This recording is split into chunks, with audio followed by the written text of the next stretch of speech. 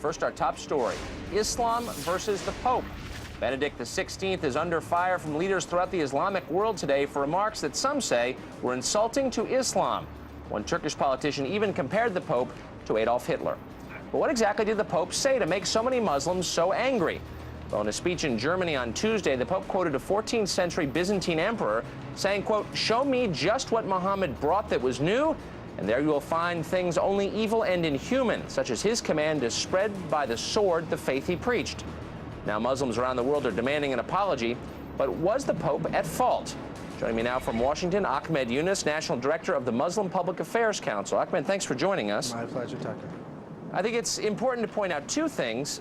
One, that the Pope did not endorse this sentiment. He was merely quoting it.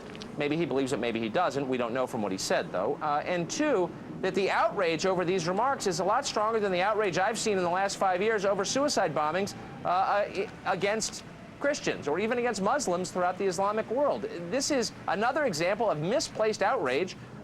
People in the Islamic world ought to be taking a hard look at their own religion, it seems to me.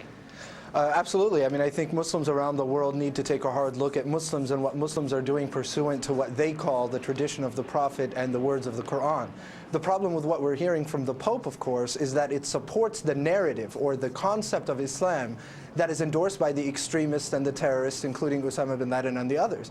And it cuts from at the knees the vast majority of moderates that are attempting to present a counter-narrative, that are attempting to say that what the Prophet revealed was in fact in support of the ideas of reason and enlightenment, was in support of there being a comity or a dialogue of civilizations.